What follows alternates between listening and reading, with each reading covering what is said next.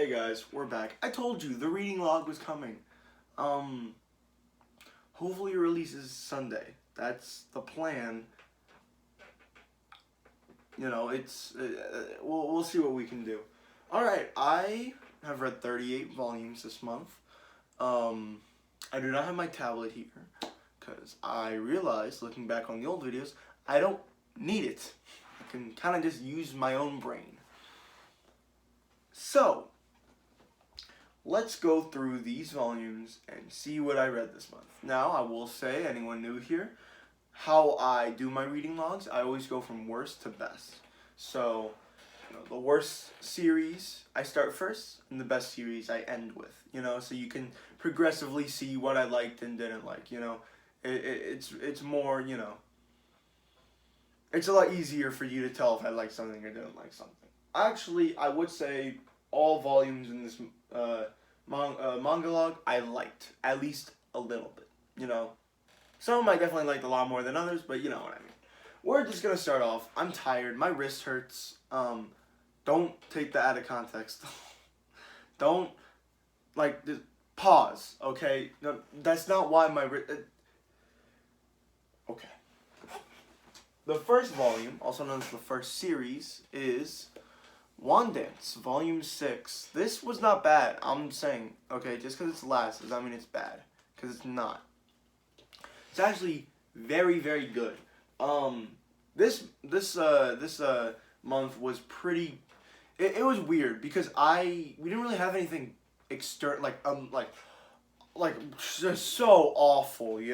Well, we usually never have anything like that. But, we never really have anything that's just so awful and just not good at all. But we also don't really have anything that's like in this manga that's absolutely superb and like a masterpiece. And we usually do have that in the other months. So this month definitely is lacking in that. But I did like this volume. I'm enjoying the competition aspect in this like dance competition and stuff. I like how the main character isn't just winning. They have strategy and they're and he's like doing things that make sense. Also, just a quick question: who the hell is this guy? Who is this guy? Is he the main character? No way. Who is this guy? I feel like I've seen him before, but I'm like, who the hell is he? But yeah, he faces the girl or the boy. I don't know which one it is.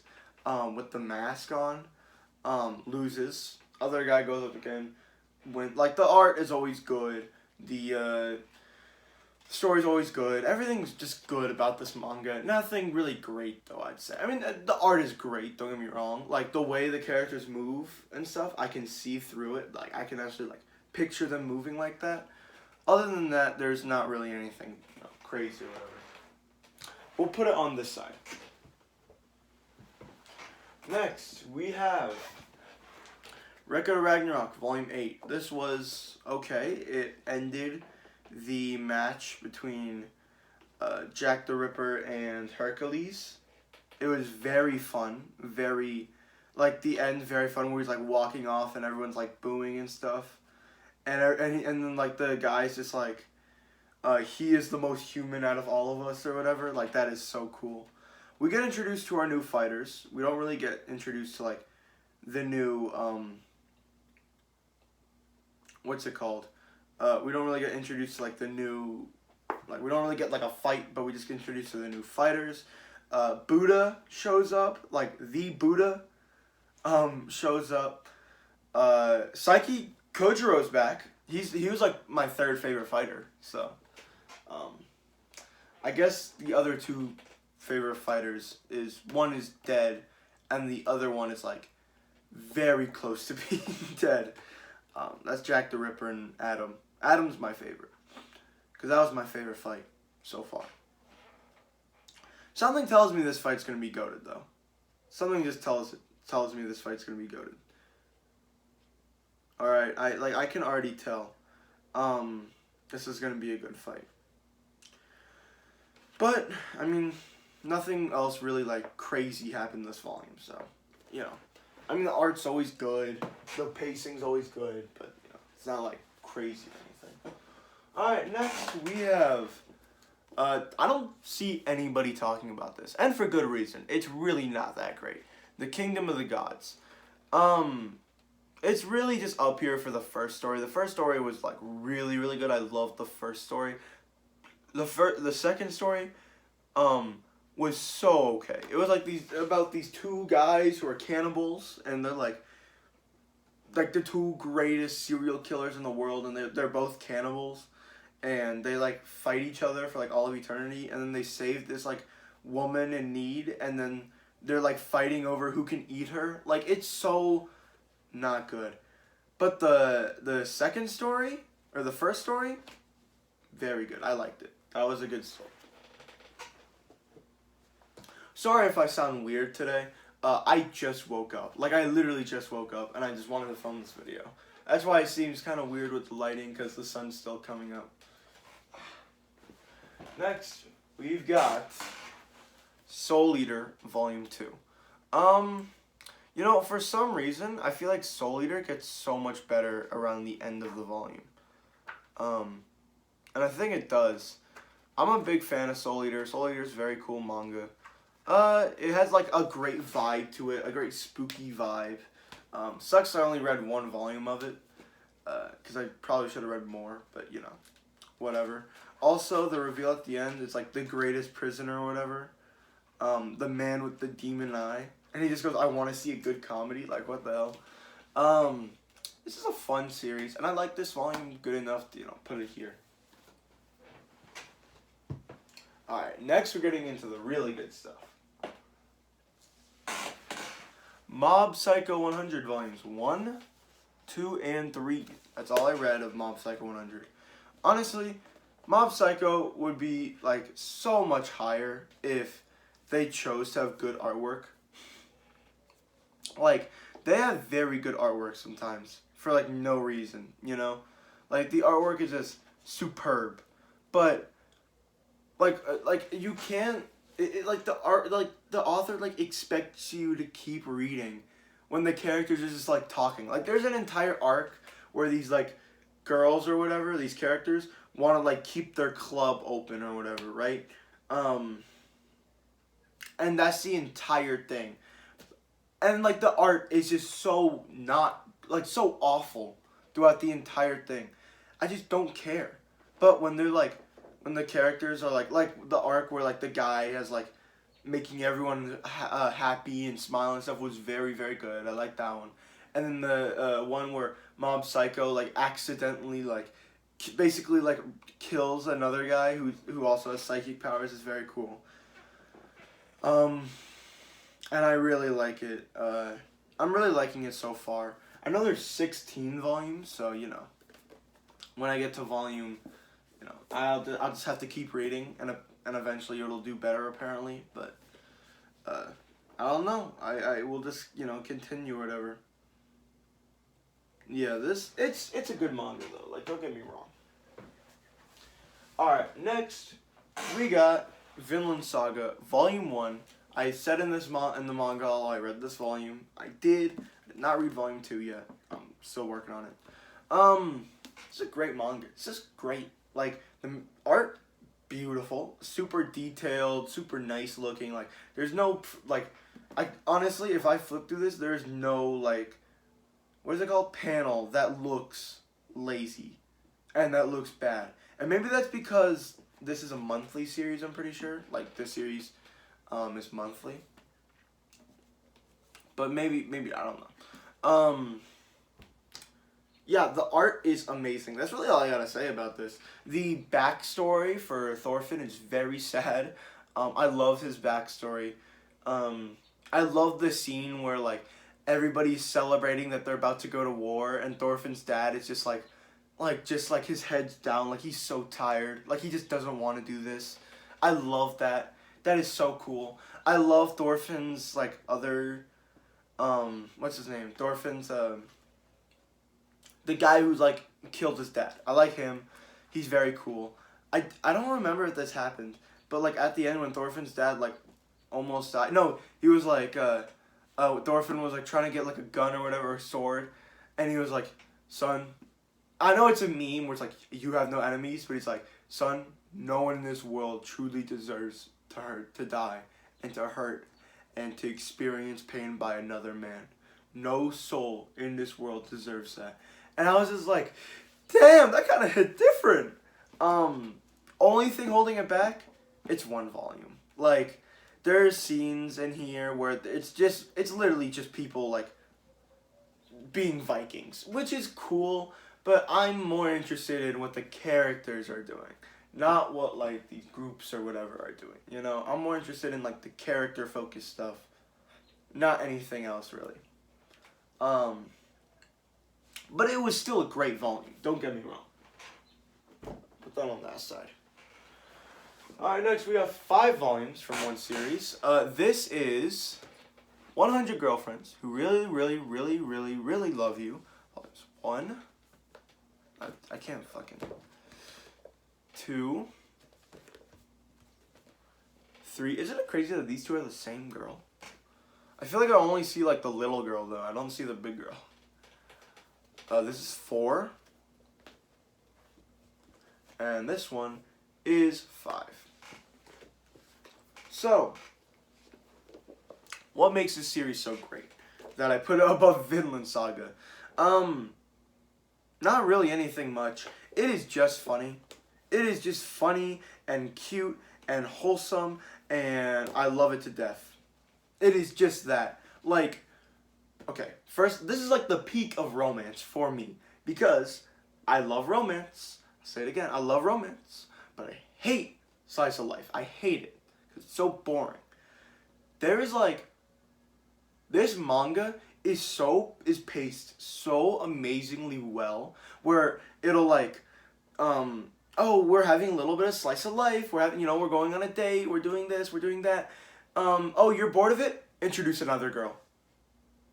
Introduce another girl. Okay, more slice of life for that one girl that we just introduced. And you get to know her character and her backstory and whatever. Okay, another girl. It perfectly balanced the, slice of life and like introducing more characters into the story. Because eventually we're going to get to 100 girlfriends, I'm pretty sure in the manga, like, not even in these volumes, but in the manga, we're at like 26 or 27 girlfriends. Like, we're not even close. Like, it's going to be crazy when we have like 89 girlfriends and we're just slowly building up. You know what would suck? If at the 100th girlfriend, the vice principal, like, took off her glasses and it was the vice principal who was, like, the 100th soulmate. That would fucking suck. I might quit the manga if that happened. But that's gonna happen in, like, 20 years, so I don't have to worry too much. Yeah, I am loving this manga so much. There's so many times, because it's not like, there's never a time when the characters are like, oh, should I ask her out? Should I do this? Should I do that? There are times when it's like, I would wish to be kissed. Especially like the third girl, when the two girls are like, yeah, have confidence in yourself. You're one of his girlfriends now, so you're allowed to kiss him. And then they actually do kiss. Like, that was so, like, I love that. I love the comedy. The comedy's so funny. It breaks the fourth wall so many times. There's so many times where it's like, yeah, I don't feel like giving exposition right now, so just go back to like chapter 5 or whatever, and you can see it. Like, I'm like, I know what you're doing. And they reference a bunch of manga. They reference Kaiji. Like, how can I not put this highly? That kind of wrong, honestly. Alright, next we got Dandadan Volume 5. This series is always good. Like, I love this series. It's so good. I love all the characters. The art is amazing. Like, it is so cool. The backstory to that one little girl was, like, really, really sad. What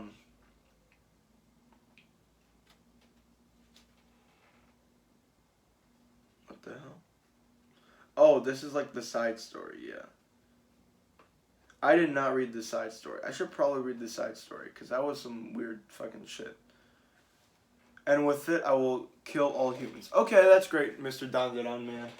I'm gonna go to the next one. The next one I've read 15 volumes of. It's the most volumes I ever read of a series. And that is Food Wars, volume 16. I'm just gonna put these down and just hold volume 30, because I don't feel like doing this shit. Volume 17, volume 18, and volume 19. Just bear with me here. That's the wrong way.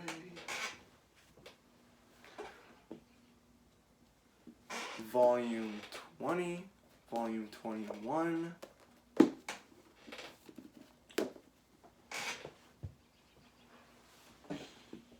volume 22, volume 23.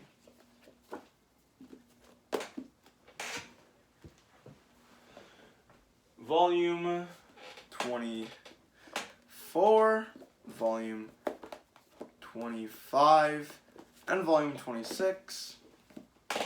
Don't worry, we're getting there. We're getting there. Oh, my wrist. Volume 27, volume 28, volume 29, and finally, oh, this manga is so good, volume 30. That is not the end of Food Wars. I have 6 volumes left. 31, 32, 30. Yeah. Just have to count real quick, on my hands. Yeah, I read Food Wars, all of Food Wars. Not all of it, volume 16 through 30. Just pick up volume 30 to hold, Why did I rank this series so high? This is probably the best arc in Food Wars we've ever gotten. Period. This is the best arc in Food Wars ever. I love this arc. The part where all the 10 members get some sort of thing to do, if that makes sense. And all of our main characters have something to do. No character is put out to waste, except for the new 10 members. There's 2 members who are new to being the 10. They're basically watch out. There's literally one fight we don't even get to see, and it's just because the other guy beat her to a pulp. Not actually, but food wise beat her to a pulp. Mimasaki, love that guy. The former number 3 I think I'm talking about. Mimasaki, I think that's his full name. Or that's his name. I love that guy. I love how he doesn't like Food Wars. I like how he just likes to build his community. That is so cool. I like the match between Soma and number 5, the guy who's number 5, or number 4, I don't remember which one he is at that point. I remember before he's at number 5. I love that match. I love how they're both swordsmen. That is so cool. I love the match between Soma and the other girl, the first match between Soma and the other girl, because she was a master at noodles or whatever, but because she was a master at it, she was so blindsided. She thought she was so cocky that she just chose something. She didn't even put her heart into it. She basically didn't even try. She just did what she knew she could do. And Soma actually thought of a plan and strategized and actually used something. And that's why he won. That is so cool. And I love the relationship between her and Ishiki, where Ishiki's just I might have been better than you at all this stuff, but you at least tried. Have more self-respect. I was I love that. I love how Megumi wanted to face the 3rd seat. That is so cool how she actually wanted to go after that. After that challenge. And yes, she does end up losing, but I love how she still has her head up high. And yes, at the end she does cry. But you can definitely see this so much personal growth with her. And that's and I love how Soma actually is growing. There's one time where he looks back on when he said that it was just a stepping stone, and he was I'm happy to be a Totsuki student. I was damn, that hurts so much. That is so good. And then the final match between Soma and Erina versus Rino and Tsubaki, maybe? It probably says it here. Tsukasa, not Tsubaki. Tsukasa. Tsukasa and Rino, their fight between Erina and Soma was so good. I love how Soma like purposely made a shitty appetizer so that or like made like a basically like such a big appetizer that Erina's dish had to be better than his in order for them to win. That like he was basically challenging her to a food war in the middle of their food war. That was so fucking cool. That was so cool. That was so creative too.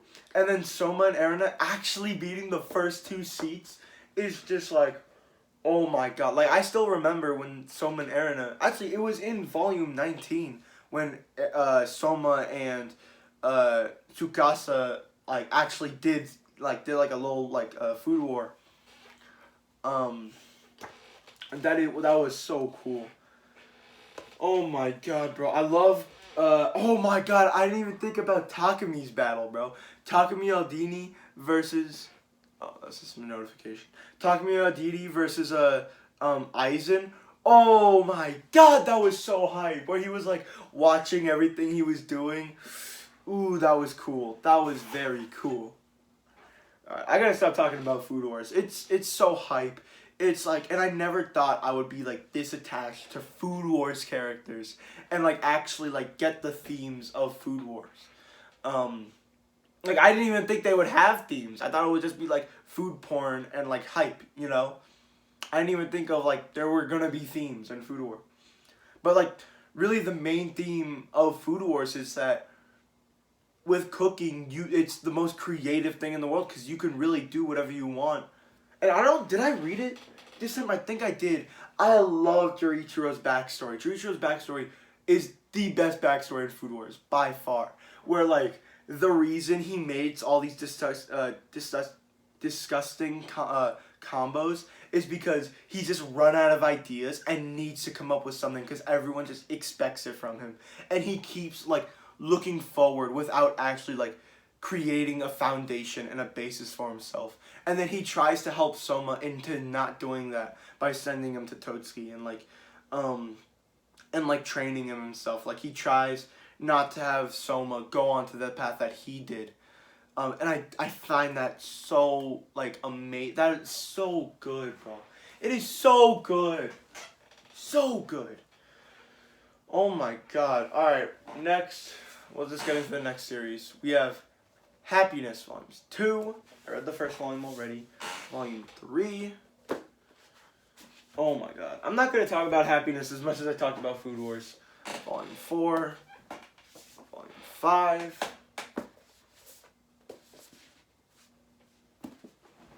Hold on. 5. Volume 6. Volume 7. Volume 8.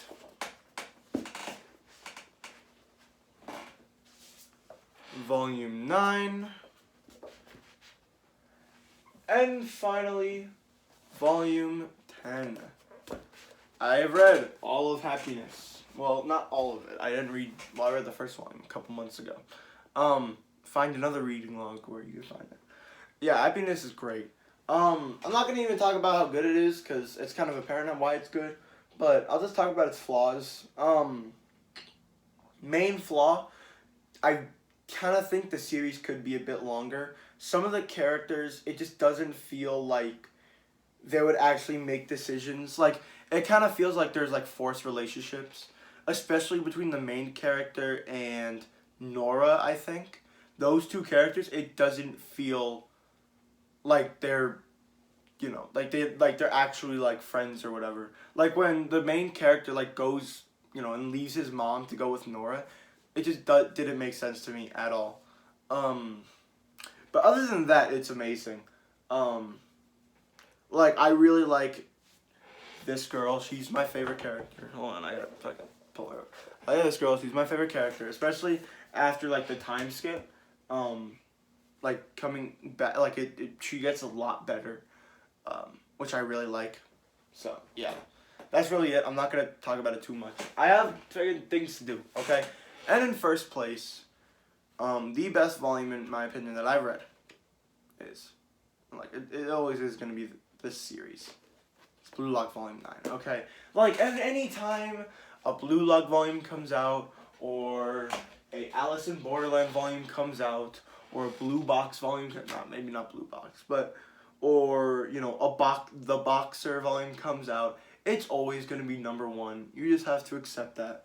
Like, these are my favorite series of all time. Or Blue Period. Blue Period's not going to come out for volume until, like, next year, so we'll just have to wait on that.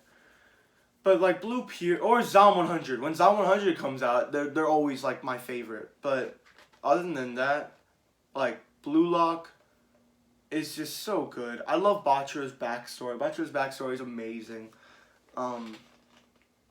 It's how I think a backstory should work. Like, I think it's definitely not as good as Volume 8 and maybe better than Volume 7. I would say better than Volume 7. But definitely not better than Volume 8. Volume 8 was, like, right now at least, the peak of Blue Lock. But yeah, what was I saying? Oh yeah, that's definitely the peak of Blue Lock. But, like, I think Batro's backstory is so perfect because it's not, like, a tragic backstory that makes you cry. It's not. But it's all, like, but it's also not a backstory that has no meaning whatsoever and just giving characters backstories. Like, it makes sense for his character, and rereading Blue Lock, you can you can see how his backstory influences the choices that he makes, like, after. That's how I think backstories should work. I think backstories are just ways for you to understand why characters do certain things. Like, other than, you know, like just, like, regular, like, if I do, you know, like, that's why there's certain characters who do certain things, and then, but after you get the backstory, you understand, okay, like, I understand it, but I don't agree with it. That's what Batro's backstory is, and it's amazing. Like, I understand it. Also, Nagi's, like, volley shot or whatever, his volley shot, 2-stage feint volley, was so cool. It was so cool. And, like, I'm, like, looking at this back again, and it is so freaking sick. Yeah. And he, like, turned him into, like, Asagi's puzzle piece. Whoa, really? He's just barely able to read and respond to such a perfect sneaky pass. Then I'll make a shot, and then he doesn't make a shot. It's so cool. Look at this panel, bro. That is so cool. Oh my god. Like a trap into a 2-stage feint volley. Ah! Literally, last volume, I said I had to stop reading the series or I'm going to punch a hole through my wall. It is that hype. It is the most hype series I've ever read. Besides Haikyuu, come on. And maybe One Piece. I mean, it might be hyper than One Piece. One Piece is pretty hype, but it might be hype.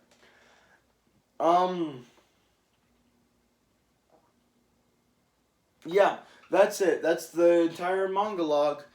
It'll come up eventually. I mean, when you're seeing it, hopefully it's Sunday. It probably won't be Sunday, though. Okay, goodbye.